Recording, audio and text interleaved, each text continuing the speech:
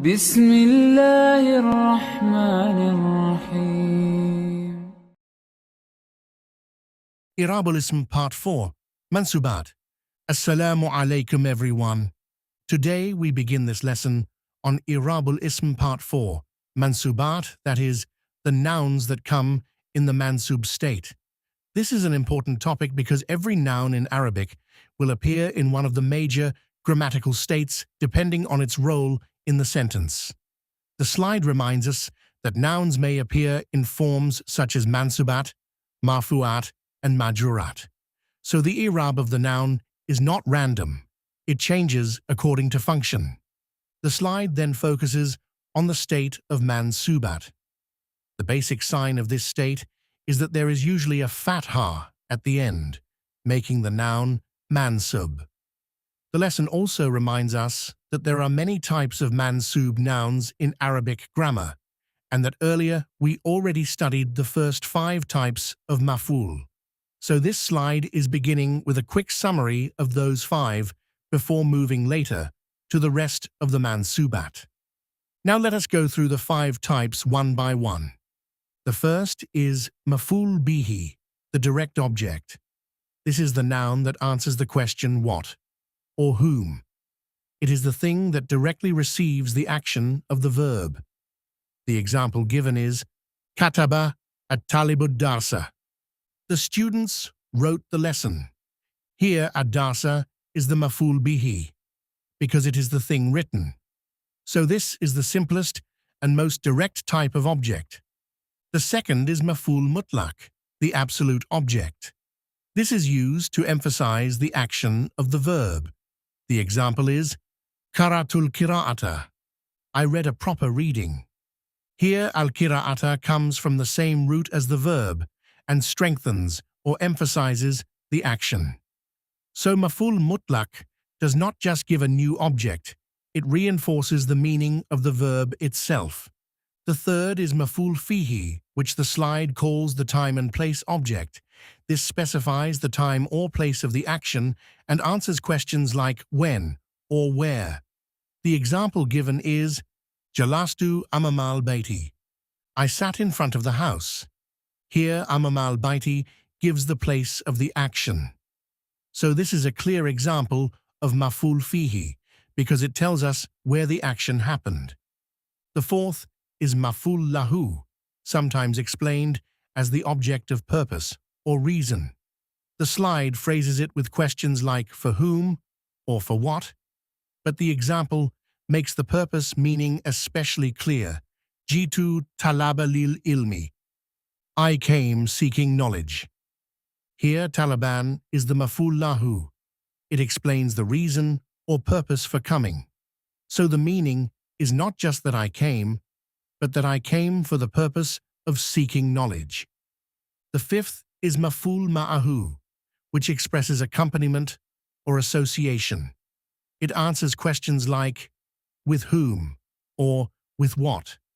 The example is Ja'a Zaydun wal kitaba. Zayd came along with the book. Here wal kitaba is the maf'ul ma'ahu because it shows what accompanied Zayd. So the action happened together with something else. So the lesson of this slide is that the mansub state includes a number of important grammatical roles, and the first 5 are the major types of maf'ul: direct object, absolute object, time/place object, object of purpose, object of accompaniment. Each one is mansub, but each one answers a different kind of question. So the memory line for this slide is this: all maf'uls are mansub, but each maf'ul answers a different question. And a second helpful line is maf'ul bihi equals what, maf'ul mutlaq equals emphasis, maf'ul fihi equals where/when, maf'ul lahu equals why, maf'ul ma'ahu equals with what. Now we come to the next slide of this lesson, and this slide continues the topic of mansubat, the nouns in the accusative state. The special note at the top is very important. It says that point 6 and point 7, namely ismul hal and Ismul Tamyiz behave like the five mafuls in that they are also mansub, but they are not called maful as such. Then, from point 8 to point 13, the slide gives us other important mansub states. So this slide is widening the student's view. Not every mansub noun is one of the five mafuls.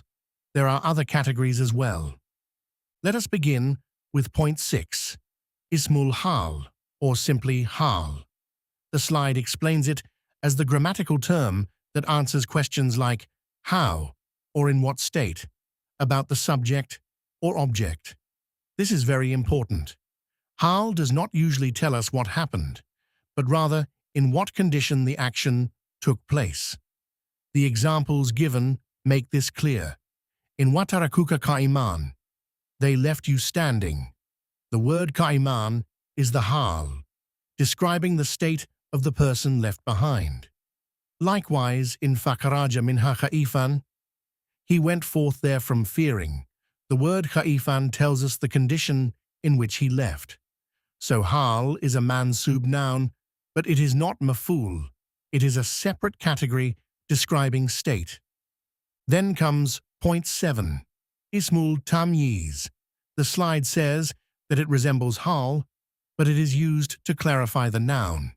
It answers questions such as, in what way, in what, and in which regard. This is exactly the spirit of Tamyiz. It removes ambiguity. The examples given are very famous. In Walan Tablugal Jibala Tulan, you cannot reach the mountains in regards to height. The word Tulan clarifies in what respect the reaching is being discussed. In Ayyukum Asanu Amalan, which of you is best indeed? The word Amalan clarifies the field or respect in which the comparison is being made. So Tamyiz is also mansub, but it has its own job. It clarifies what is vague. Now we come to point 8, La for total negation, La and Nafya lil jins. The slide explains that this La comes before a common noun and changes the Damma Tanween into a Fatha, giving total or absolute negation. The examples are very important. In La ilaha illallah, there is no God except Allah. The phrase gives complete negation. The note on the slide is also important. Ilaha is ismullah.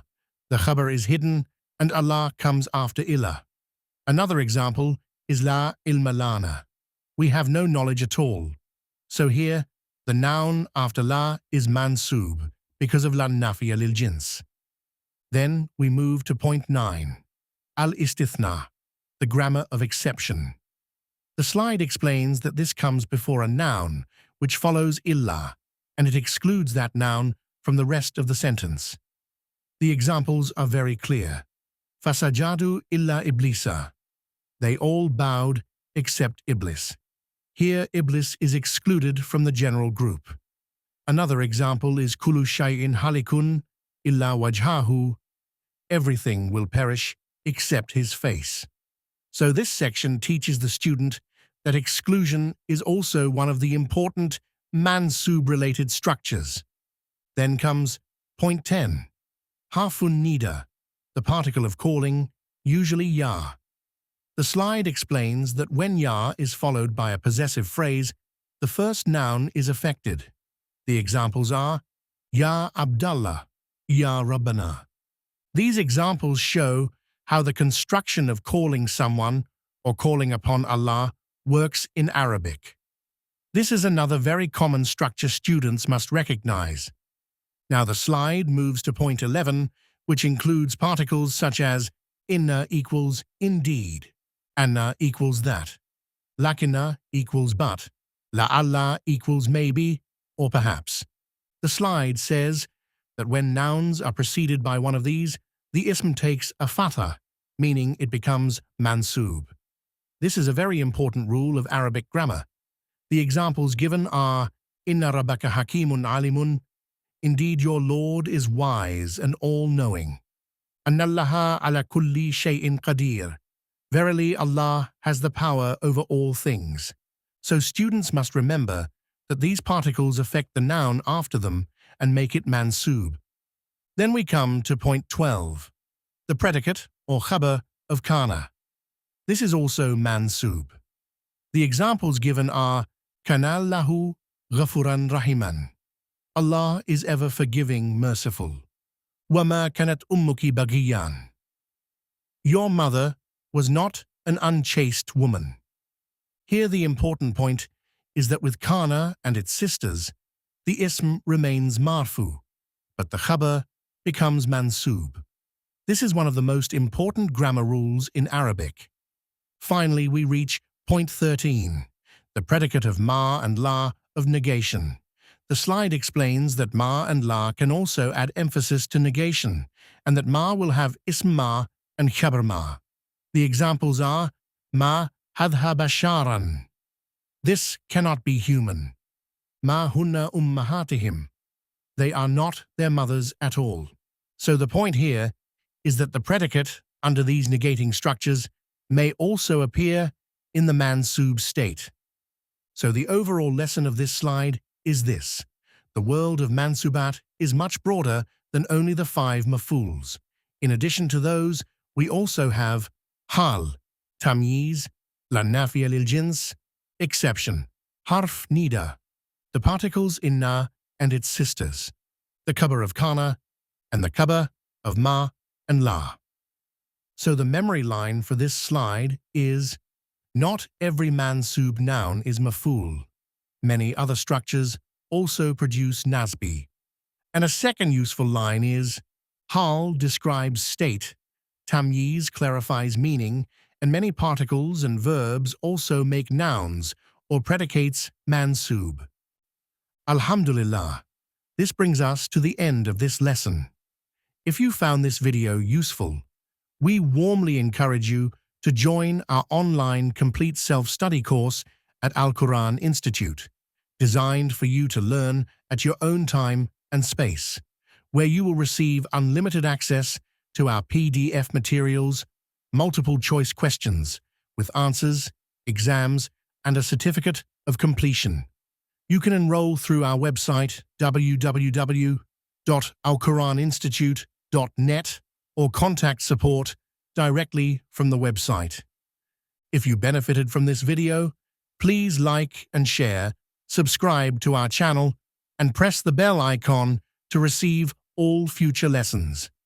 May Allah subhanahu wa ta'ala make your Quranic Arabic journey easy, fill your heart with clarity and love for His words, and reward you abundantly in this world and the hereafter.